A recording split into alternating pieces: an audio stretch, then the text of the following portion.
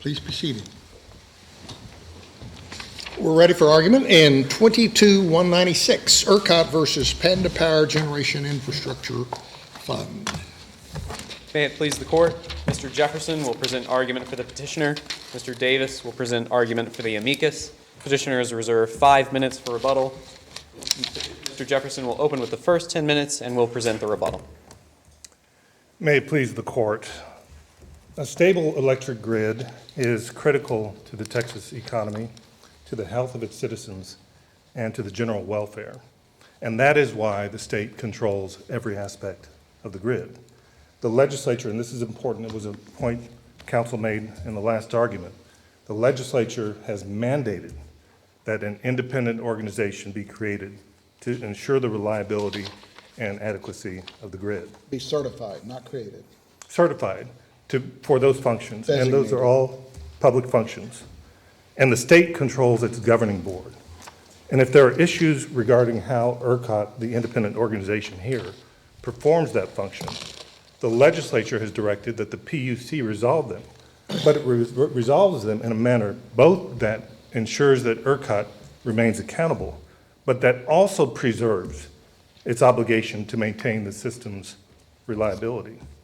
I'll focus my argument this morning on this independent organization's immunity from suit, and Mr. Davis from the SG's office will focus on exclusive jurisdiction.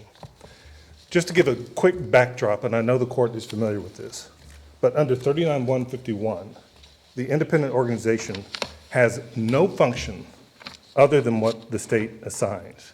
It has no autonomy from the state. Just as Blacklock, it has no private interest. Its interest is in furthering the public's interest in a reliable grid. The state controls its bylaws. And the state sets the fee that funds the organization. And so it can't spend a dollar or it can't incur debt without the state's permission. The independent organization here, ERCOT, cannot even withdraw from the obligations that it performs because it is serving the public interest and the PUC controls the bylaws. So it is in no sense of any vision of what a private entity is, that it is a private organization, other than in name only. Yes, a nonprofit, it's organized privately, but it performs only public functions. How is that different from Rosenberg? In what sense? Well, there was this similar type of control that you're mentioning was exercised by the government entity in Rosenberg. Well, the court said that it was a mixed bag. The economic development corporations, on the one hand, the governance was chosen by the municipality, which could use tax revenue. But the court emphasized that the statute expressly denied EDC corporations governmental characteristics. The court noted that these are clear and express directives of non-sovereignty. Here, there's no similar statute that denies ERCOT governmental status. In fact, it's quite the contrary. ERCOT is expressly empowered with rulemaking authority, a key attribute of sovereignty. It also inspects today private companies for compliance with state law in order to ensure the adequacy of the Let me grid. ask you, please. So PCU rules protect ERCOT from liability for certain specified action and expressly recognize that ERCOT may be subject to civil relief that may be available under federal or state law. Wouldn't that be unnecessary if the legislature believed that ERCOT should enjoy sovereign immunity? What you're talking about is in 362J6, right? Well, it's 16 Texas Administrative Code 25.362J6. Yes. Right. None of those rules that Panda is talking about contemplates judicial relief for a private party. It leaves open to the PUC the possibility of getting judicial relief against ERCOT. So it is in furtherance of the PUC's complete authority over the operations, financing, budget of ERCOT. That's what that is for. What's your authority for that? Where do you get that? Just from the statute. From the statute. When you're looking at like 25.362J6, for example, that's what they rely on the most. It says if ERCOT fails to comply with PURA, or any provision of this chapter or commission order, the commission may, not Panda, not private parties, the commission may, after notice and opportunity, adopt a measure specified in this subchapter.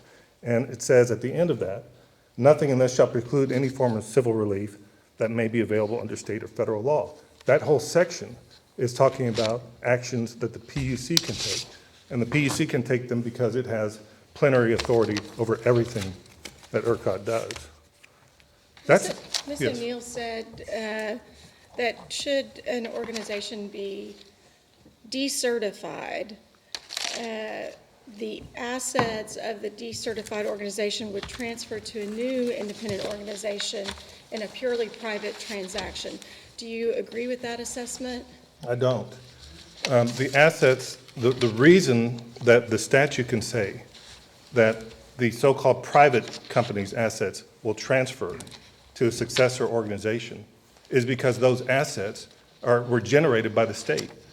They were generated by the regulatory fee. They wouldn't exist but for the ability of the state to compel market participants to pay the fee in order to make sure that the grid is reliable. So those assets transfer because the state has control over them. And if ERCOT were to be decertified by the PUC, the same statute says the assets that the ERCOT had would be transferred over. So it is unlike, ERCOT is unlike anything that we've seen, and probably anything in the nation in that respect. Yes, it's so-called private, but in every other aspect, its board, its budget, its bylaws, its assets, those are all state-controlled. And they're How is it unlike the other ISOs around the country?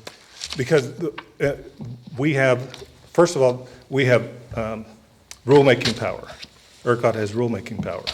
ERCOT is, unlike the others, there are no similar statutory provisions that say those ISOs are under the complete authority of the governing body. And in our example, ERCOT's assets are the state's assets. ERCOT's board is controlled by the state, unlike in those examples. So it is completely sui generis, is I guess the term. But it is a public entity that is serving a public interest. And If you're right about exclusive jurisdiction, does the answer to the immunity question have any relevance in the future of this case? So I think it could, and this is why I think it's important that immunity be decided. Because the question is going to be, after you exhaust all of your remedies through the PUC, is there anything that remains? Of course, under the APA, you exhaust your remedies, and then under substantial evidence review, except for constitutional questions, you can decide whether the PUC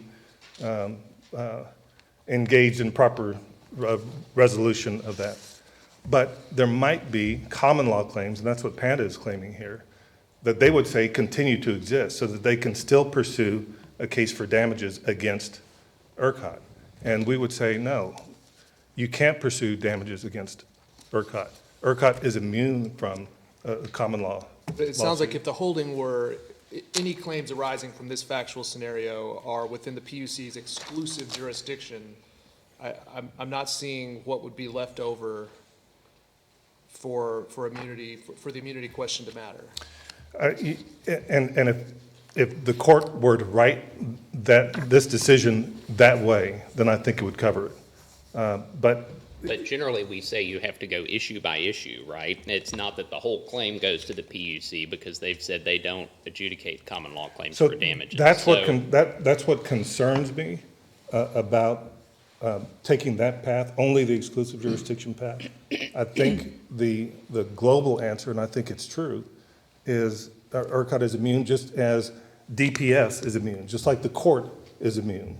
But that's the reason we would need to answer the immunity question, is because the whole claim doesn't go to the PUC. It's just the issues over which they have exclusive jurisdiction. So I think that is the question. Now, here I would say that the issue over which the PUC has exclusive jurisdiction is whether ERCOT was adequately performing its functions. in the issuance of CDRs. And that's a pretty global one, and it might encompass everything, but I'm just a little bit concerned, Justice Blacklock. A related question, derivative immunity, which you also argued, I wonder whether that might be a sensible way to approach this, because it would distinguish between ERCOT acting as essentially the agent of the government, of the PUC, in which case it shares in the state's immunity, and some scenario that no one's been able to identify it, but there might be some world in which ERCOT acts independently as a private organization and needs to be subject to private liability. And so derivative immunity, it seems to me, would get you where you want to go, but preserve the possibility that ERCOT has some private capacity in which it might act. I think that's a sensible approach, Your Honor. I think that could work. It depends on, of course, the details. But the broader question here, and I think Justice Huddle, I think you put your finger on it, and that is the chaos that would ensue. It is true. I think you're accurate to say PUC can't both have complete authority over everything that ERCOT does, and 254 counties, state courts have authority. I think it's black or white. I think it's one or the other. And the statute makes it crystal clear who has the authority in this instance. Any other questions? Thank you, Mr. Jefferson. We'll hear from the state.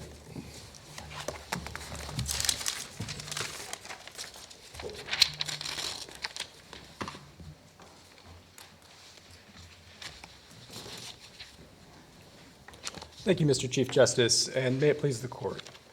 As Mr. Jefferson indicated, I'd like to focus my time on exclusive jurisdiction, which the legislature granted here through a pervasive regulatory scheme. In particular, Section 39.151D of the Utilities Code authorizes the Commission, among other things, to take appropriate action against ERCOT based on deficient performance. That is a grant of adjudicatory power, and it goes to a matter on which the Commission has addressed some regulations, the CDR reports that Panda challenges. Now, Panda relies on this Court's 2021 decisions in Encore and Texas, New Mexico, and also the plurality opinion in Centerpoint. And we do recognize in Encore that there's a difference between jurisdiction to adjudicate and jurisdiction to regulate. And so why does a pervasive regulatory scheme necessarily mean that there's jurisdiction to adjudicate? I don't think it necessarily means that in the abstract, but here it does. And it's because of that third to last sentence of 31.151D that says that the Commission may take appropriate action against ERCOT, including the ability to assess administrative penalties and decertify. Those are actions that take place in the adjudicatory sphere. And just to turn to those 2021 cases, they're distinguishable on several fronts.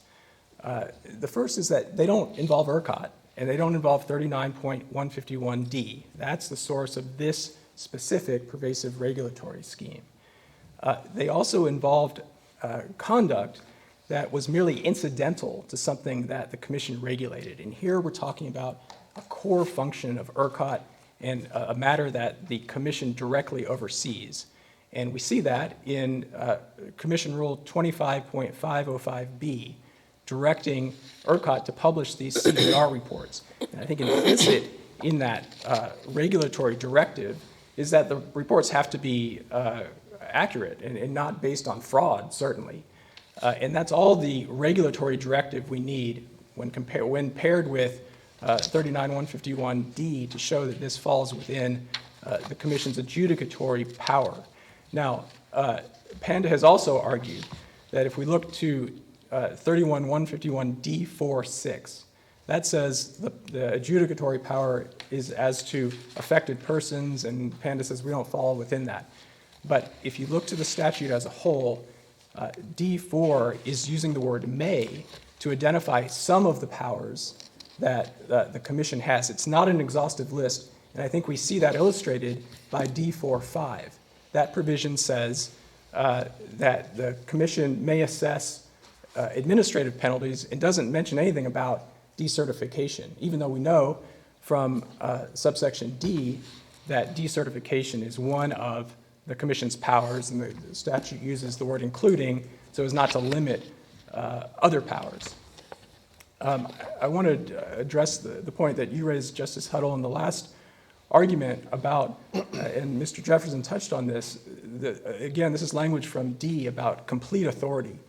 If the commission has complete authority, according to the legislature, a court would be interfering with that authority. If ERCOT is entirely responsible and accountable to the commission, it can't both be that and accountable to a court. We've said that no exhaustion is required when the agency violates a statute or exceeds its authority. How does that apply here or not?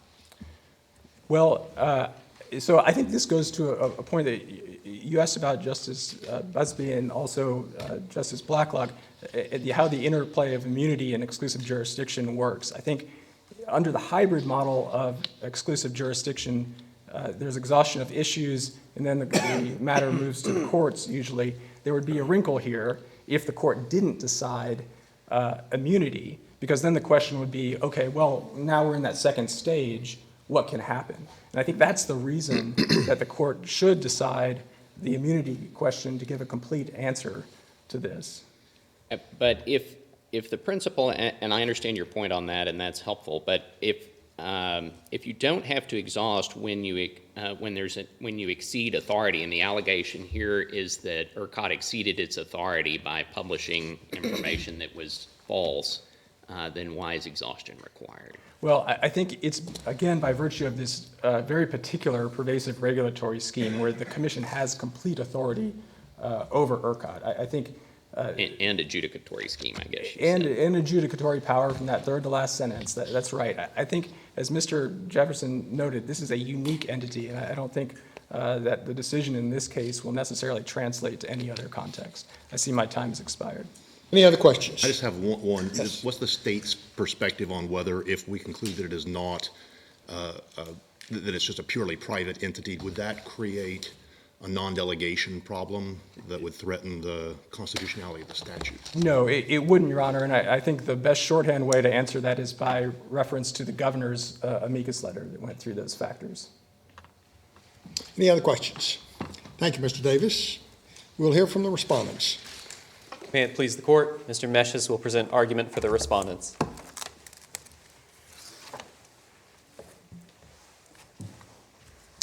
May it please the court.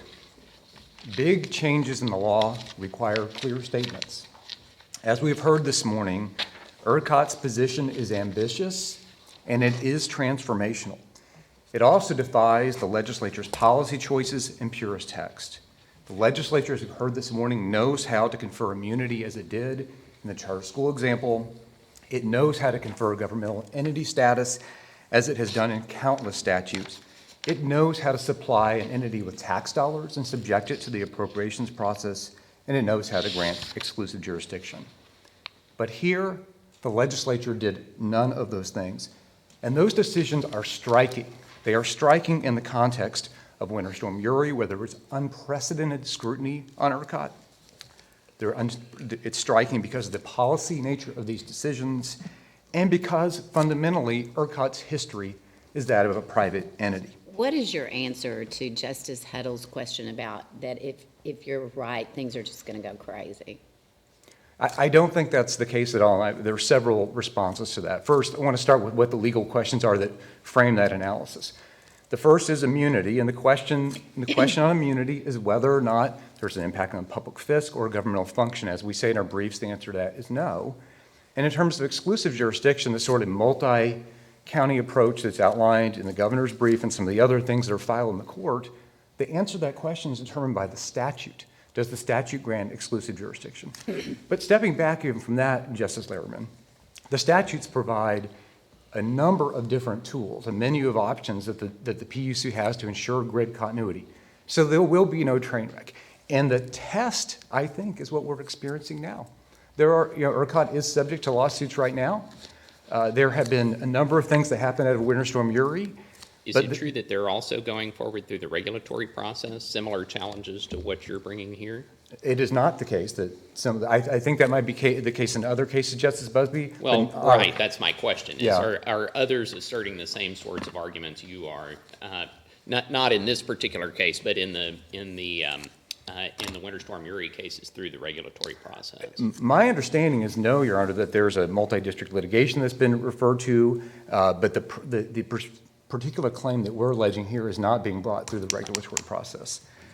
And so what I want to do is focus. In the context of this case, the complaint is that the ERCOT overprojected demand for electricity. But then the allegation is it changed its mind and decided it was less positive.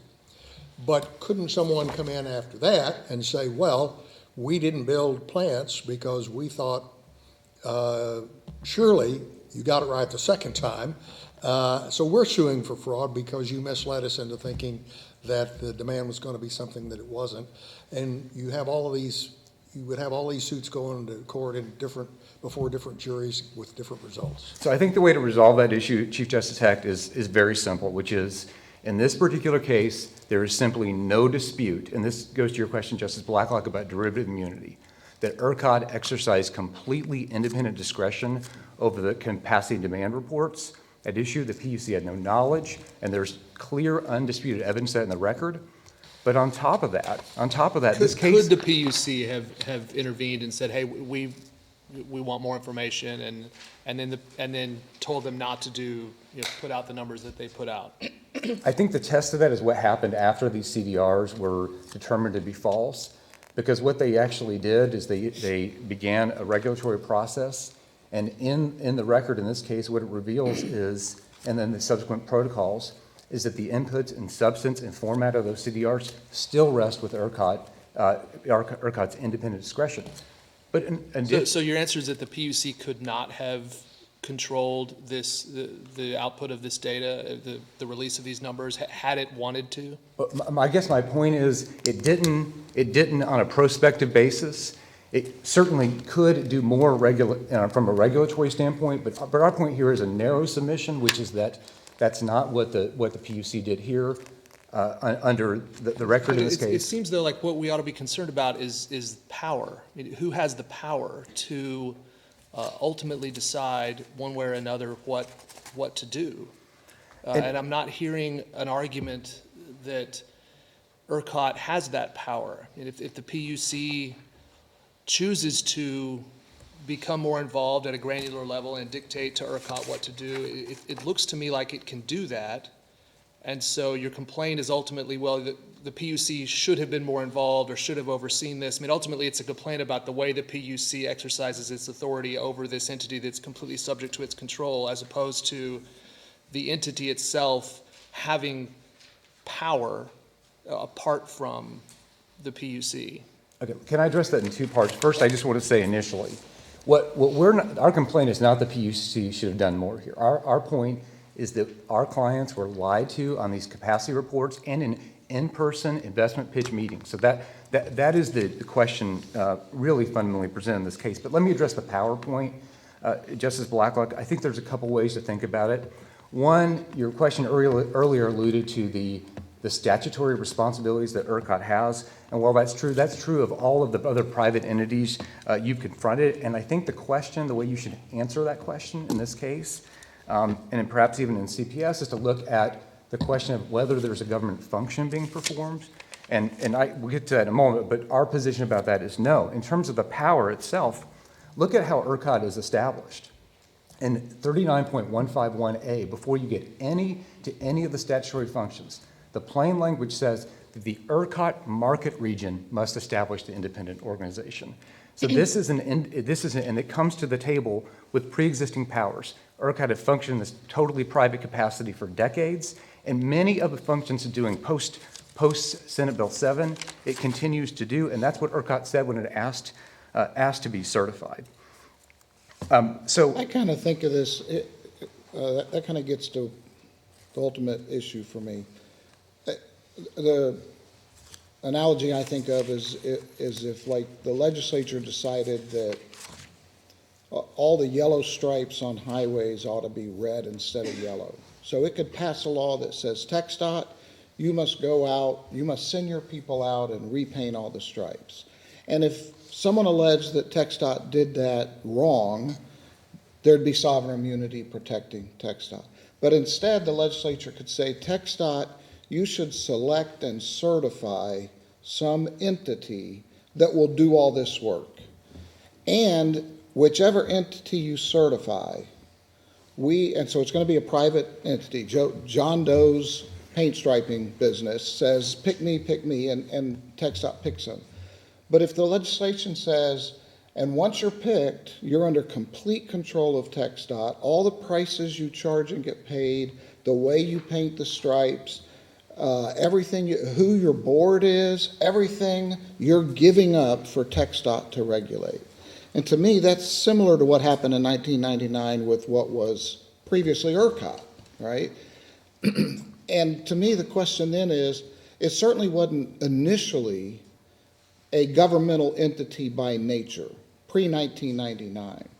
But at what point does John Doe's paint striping company be transformed into a governmental entity by nature by virtue of its selection and certification through that kind of statutory regime? And so why wouldn't we, even if we agree with you that ERCOT predated and it's still paint and stripes like it was before and nothing's changed about that, why wouldn't we conclude that, yeah, but by virtue of what they agreed to do in 1999 and what they now have to do because of all the regulation, it is now by nature governmental?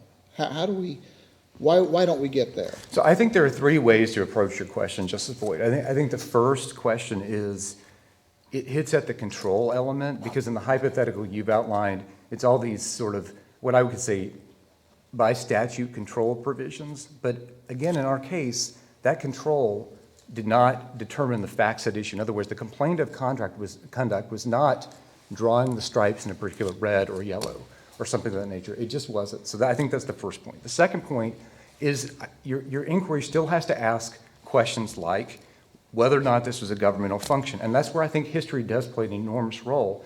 And you answered this question in Rosenberg. When the court said the question is whether the function is so uniquely and definitively governmental that only the government can do it. So that's another way of approaching the question. But there's also the issue of the fisc here, Your Honor, which is none of these dollars hit the state's coffers. None of these dollars are subject to the legislative appropriations process. And so there is not the typical markers of the modern justification for immunity. And I think those are the principal responses to that. But I do want to talk about the government. Does it make a difference that ERCOT in doing these capacity reports isn't looking to attract investment dollars because it's going to build plants? Instead, it's just purely serving as a regulator. In other words, it's not a producer of power or a consumer of power in the way that we think of it. They're just a market regulator, where they're the nominal buyer, the nominal seller, but not a true consumer or producer of energy. So they may not have a profit rationale for the CDRs, but I would just quarrel a little bit with the premise of your question. That's because I don't think they're acting as a regulator when they're issuing a CDR. It's subject to a regulation, and that's why the history matters here, Justice Bland, because in the history of ERCOT, it had performed this exact function for years. Other independent system operators do as well. And in fact, before deregulation, ERCOT says this in its self-evaluation report submitted as part of its performance review. And it specifically says that investor-owned utilities perform this function. So this is not, I don't believe it's a regulatory function or a governmental function. And really what the purpose of it is to stoke investment in the grid, which I don't take to be a regulatory function. And then if you look at the particular facts of our case, there's just simply no way ERCOT can get there. And that's because it also rests on in-person investment pitch meetings, begging Panda to build these power plants. So I don't think That doesn't look at all like a regulatory function, something the PUC would have any authority over. Justice Bland, I do want to address your question earlier about the statutory regime, the change, the sort of before winter storm and after. I do agree with what Justice O'Neill, hard to forget that, but Ms. O'Neill said earlier that you probably are looking at the statute at the time of the conduct, but even under the new statute, the legislature denied ERCOT sovereign lawmaking power, and it made sure there was a significant amount of distance, significant daylight between the governor, the Speaker of the House, and the Lieutenant Governor, and ERCOT, and it certainly could have made it a governmental entity at that time. And in fact, what the statute actually says is that appointments board has to go hire a third-party private company to help make the selection. So all of the markers of accountability are lacking. I also want to address the question about assets and liabilities, because it came up earlier, and a couple of points about that, Your Honor.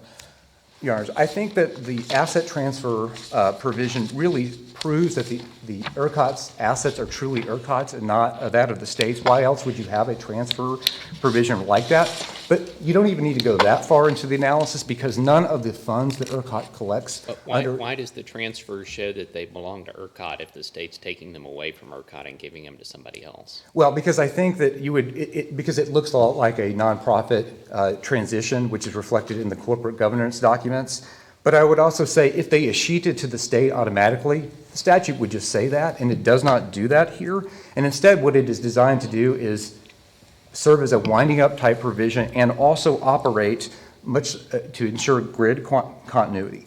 And I would just make the case, Justice Busby, to your question, that if the PUC came in and confiscated bank accounts and other assets, I think there's no doubt ERCOT would have a claim under the Constitution. In fact, the statute specifically says that any transfer, anything that the PUC might do in relation to asset transfer would have to take place in the context of federal law. It would have to comply with federal law and federal rules, including the takings clause. So I don't agree with the position that reflects state ownership of the property. Under the scheme, the statutory scheme, could ERCOT file bankruptcy and get out from under the liabilities? Under the statutory scheme, well, I think that would be a question for the bankruptcy court to resolve whether it's a claim that survived the bankruptcy. I don't think that the state scheme would necessarily resolve that question. It would ultimately be, I think, a bankruptcy question if it came to that. If it did that and then had to cease being the ISO and some other entity had to take over, then there'd be no liabilities to transfer. I think that is one possible scenario, that there be no liabilities to transfer, but I think honestly, the fact that there's a reference to liabilities sort of shows that everyone agrees that ERCOT can have liabilities, including lawsuit liabilities. But Justice Boyd, the answer to this line of questioning, I think, is answered by Rosenberg, where there was also a provision that made the government actor responsible for approving budgets and allocation outlays, including to pay a settlement or a judgment. And the court was unanimous on this question, that did not affect the immunity analysis, and there was even a separate writing on that point, that's just a separate execution issue that does not answer the immunity question. Could the PUC dictate to ERCOT how to argue this case? Could the PUC dictate how? I don't know that I agree with that. And I don't know that they have to date, Your Honor. They do take very different views on immunity and some of the other issues in the case, but I don't take the statute as giving that kind of authority. There is a board, after all. And the board, and there are members who have a say in the direction of. Is that operations? I don't believe handling the litigation would be an operational issue. That's not my read of the statute. I want to talk briefly about the civil relief provision 25.362J6. And what I think we heard was that this is a provision that only addresses the PUC's relationship with ERCOT. I don't read the provision at all that way. I think it says any form of civil relief. There are also two other regulatory provisions that we cite, one that deals with the limitation of liability and one that deals with gross negligence that recognize those claims can go forward. So fundamentally, the regulatory scheme does recognize the role of the courts in resolving claims, and something we didn't hear about, but I think is very important, and we did speak about at the last argument, is the role of the market participant agreement. Because ERCOT has said in prior litigation that that agreement, that private agreement with its members, defines the legal relationship between ERCOT and its members. So, In particular, with the, in connection with regulated utilities, we have said that agreements can ultimately become part of the administrative law when they have to be approved by the administrative body. And in this case, are these market agreements approved by the PUC? Your Honor, the protocols that make up the agreements, absolutely, but I think that actually cuts dramatically in our favor, and I'm going to tell you why. Because the market participant agreement includes a limitation of liability provision that recognizes the possibility of damages, and it includes a venue provision selecting Travis County for certain kinds of disputes. So everyone involved, ERCOT, the PUC, understands that ERCOT can be held responsible, But would that agreement then be binding on the market participants separate and apart from ERCOT? I think the In agreement, other words, those provisions are there to protect and make an agreement among the participants who no one is arguing have immunity. right, I agree with that, but I do think if you look at the agreement itself, it's not reflective of an understanding that ERCOT is immune. It's reflective of the opposite, that there will be court liability, and that squares with all the regulations. Or at least, it's at least reflective of an understanding that someone might try to hold ERCOT liable. Well, I will just say this, when the market, Justice Blacklock, when the market participation agreement was renewed time and time again, they never put in there, we're immune. And in fact, the only defense they reserve in that agreement is primary jurisdiction, which is not an issue in our case. So that would just be my point about that. In my last minute, I do want to address the exclusive jurisdiction arguments. And I would submit there are two basic points here. One is that the PUC does not have adjudicatory jurisdiction, and that is because the legislature knows how to expressly confer jurisdiction. It has done so countless times in PURA, 3 separate times in the statutes before the court, and they did not do so here. That's an easy way to resolve the case. The second way is the legislature did expressly speak to the question of adjudicatory jurisdiction in 39.15D46. There it's a permissive grant and only of certain kinds of claims, and that is claims that involve affected persons, and there's no dispute in this case that that Panda is not an affected person with a limited jurisdictional grant. And I want to leave the court with the following. Can I ask you before you sum up the same question I asked your colleague on the other side from the state, and that is this question of non-delegation as a potential interpretive aid. Justice Schenck, in his dissent, thought that combined with the doctrine of constitutional avoidance should lead us to conclude that, in fact, ERCOT operates in a governmental capacity.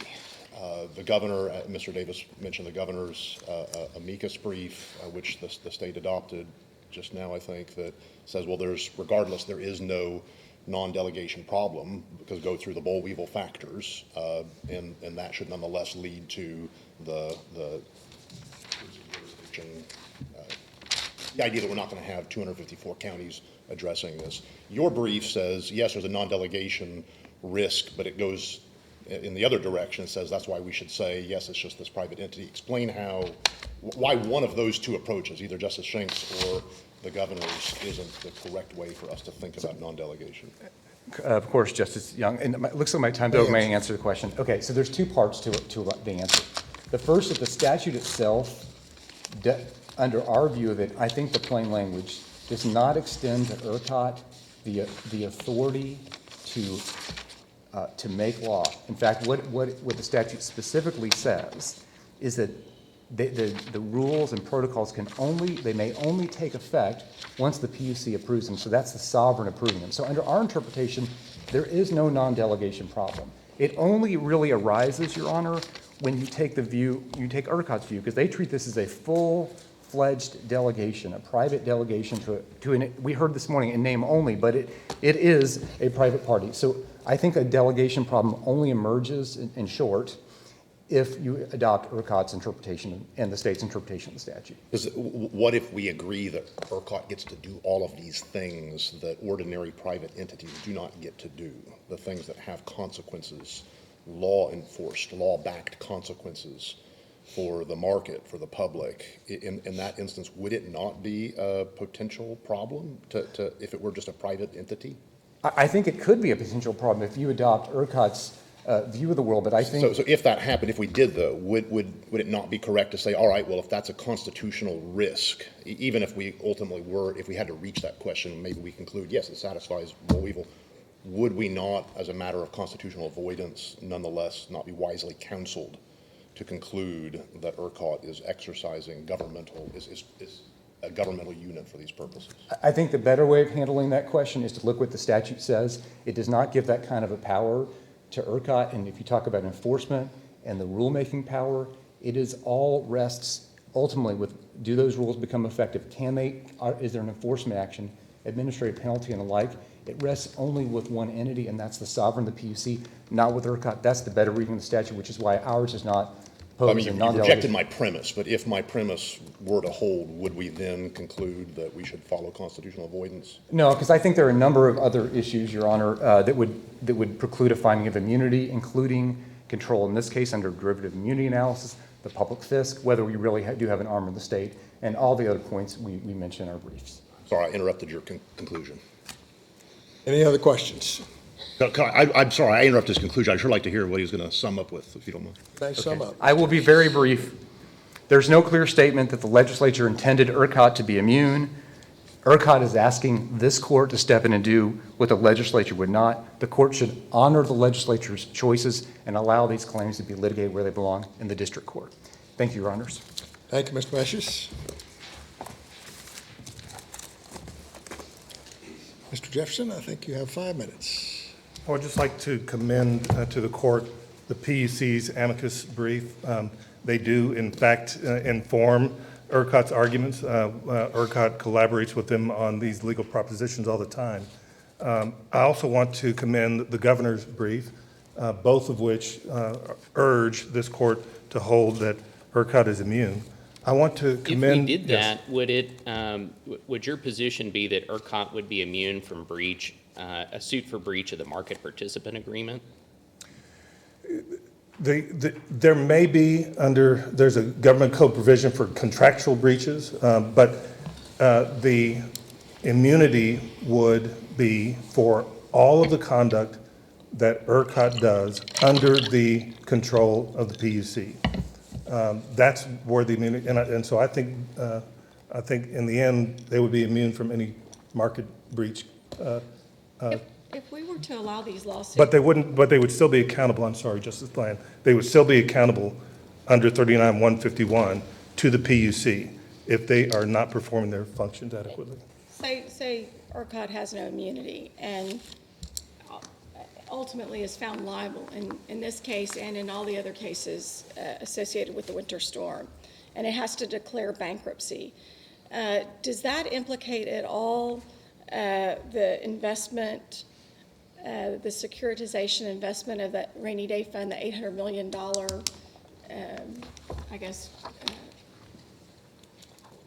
guarantee, or are those just two standalone processes that don't affect each other at all? In other words, would ERCOT's bankruptcy affect that securitization process that the legislature developed in the last session, or are they just completely separate? I think it would have to, because we're talking, when you're talking about ERCOT, you're not talking about 800s of millions of dollars, you're talking about several billions of dollars that impact the market as a whole. So everything kind of works together, and this is the point.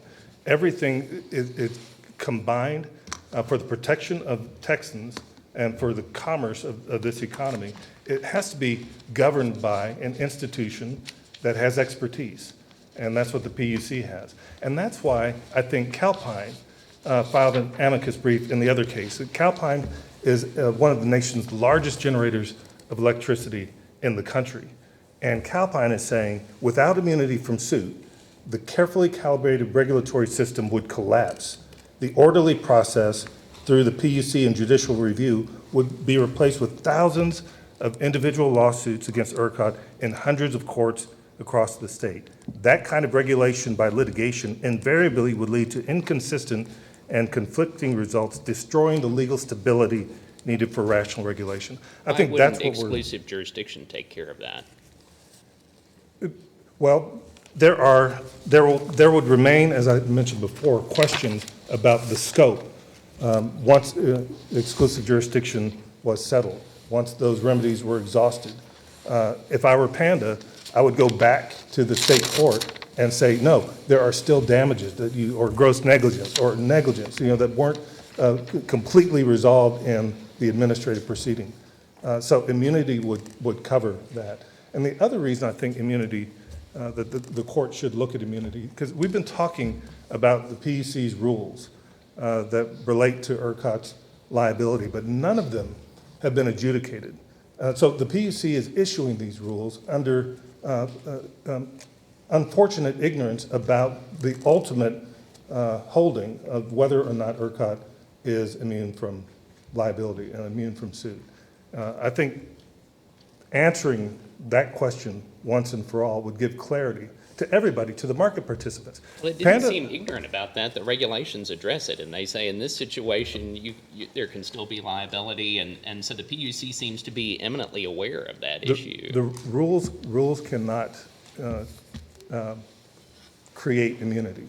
So why do they address it? Because there's insufficient information, and they need to. But what they do, even with respect to these rules, is to say that our obligation is to ensure the reliability of the grid. That is the ultimate outcome. That's the golden rule for the PUC, and those rules are consistent with that. But I would say even a market participant, Panda is a market participant, Calpine is also a market participant. It could want to have the same ability to sue ERCOT for violations or problems with the CDRs. And yet Calpine is saying, no, that is an irrational system. They need to be immune from that, and we can go to the PUC if we have complaints about how ERCOT. Are you essentially, does it boil down to you're arguing ERCOT's too big to fail? Without a stable grid, nothing else can happen. So the answer is yes? Yes, it is. Any other questions? Thank you, Mr. Jefferson. The case is submitted. That concludes the argument set for this morning, and the marshal will adjourn the court. All rise. Oyez, oyez, oyez. The Honorable, the Supreme Court of Texas now stands adjourned.